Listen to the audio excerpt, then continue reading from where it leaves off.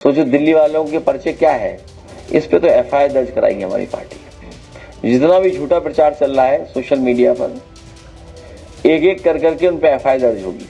राम मंदिर के चढ़ावे में कथित चोरी का मामला अब सिर्फ एक आपराधिक जांच नहीं रहा है, अब ये सीधे सीधे सियासी संग्राम बन चुका है। एक तरफ बीजेपी सांसद निशिकांत दुबे हैं, जिन्होंने दावा किया कि आरोपी टिन्नू यादव की अखिलेश यादव से लगातार फोन पर बात होती थी। दूसरी तरफ समाजवादी पार्टी है, जिसने निशिकांत दुबे को मानहानि का कानूनी नोटिस भेजा है। राम के दरबार में चढ़ावे की गिनती हो रही थी और सियासत फोन कॉल की गिनती में उलझ गई है। मैं हूं मधुर और आप देख रहे हैं यूपी तक। अब सवाल सिर्फ चढ़ावे का नहीं है, सवाल फोन कॉल का है, सवाल आरोपों का है, सवाल सबूतों का है और सबसे बड़ा सवाल ये कि आखिर सच किसके साथ खड़ा है। यूपी की राजनीति में अब रैली से ज्यादा कॉल हिस्ट्री चर्चा में है और भाषण से ज्यादा CDR की सुर्खियां बन रही हैं।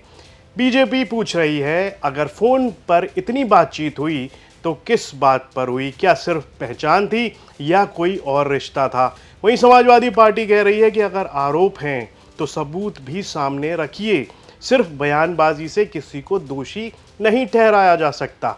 आरोपों की राजनीति में हर सवाल चुनावी हथियार बन जाता है, लेकिन अदालत में सिर्फ सबूत की भाषा चलती है। समाजवादी पार्टी ने अब कानूनी दांव चल दिया है, निशिकांत दुबे को मानहानि का नोटिस भेज दिया गया है। यानी अब लड़ाई अदालत की चौखट तक पहुंचने वाली है और यही इस पूरे विवाद का सबसे बड़ा मोड़ माना जा रहा है। अब अगली तारीख अदालत तय करेगी। अखिलेश यादव पहले ही सोशल मीडिया पर लिख चुके हैं, फुगनी को फांसी, शाख को माफी। उनका आरोप है कि छोटे लोगों को जेल भेजा जा रहा है, जबकि असली जिम्मेदार लोगों को बचाया जा रहा है। क्या कुछ कहा उन्होंने हाल ही में एक प्रेस कॉन्फ्रेंस में, आइए वो सुनते हैं। हमारे पत्रकार साथी ने सवाल पूछा है दिल्ली वालों का, सोचो दिल्ली वालों के पर्चे क्या है, इस पे तो एफआईआर दर्ज कराएंगे हमारी पार्टी। जितना भी झूठा प्रचार चल रहा है सोशल मीडिया पर, एक एक कर करके उन पे एफआईआर दर्ज होगी। उसके अलावा कोई रास्ता नहीं दूसरा, क्योंकि सरकार से न्याय नहीं मिलने वाला। सरकार शिकायत सुनती नहीं है, एक ही रास्ता है, न्यायालय। दूसरी तरफ बीजेपी लगातार सवाल पूछ रही है, अगर सब कुछ नॉर्मल था तो इतनी बातचीत क्यों हुई? क्या ये सिर्फ संयोग था या फिर कोई और वजह?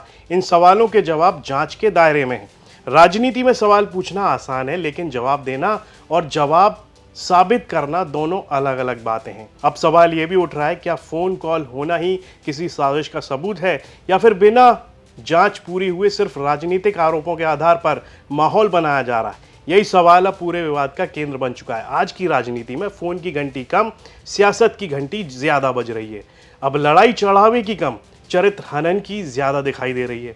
CDR अगर सच की चाबी है तो ताला अदालत ही खोलेगी। चुनाव नजदीक आते ही हर केस राजनीतिक अखाड़ा बन जाता है। आरोपों की रफ्तार हमेशा तेज होती है, लेकिन सच अक्सर जांच पूरी होने का इंतजार करता है। राम मंदिर करोड़ों लोगों की आस्था का केंद्र है, इसलिए इस मामले का हर आरोप, हर बयान और हर जवाब राजनीतिक ही नहीं, सामाजिक और कानूनी नजरिए से भी बेहद अहम माना जा रहा है। अब देखना यह होगा कि अदालत में किसके दावे टिकते हैं और जांच एजेंसियों के सामने कौन से सबूत सामने आते हैं।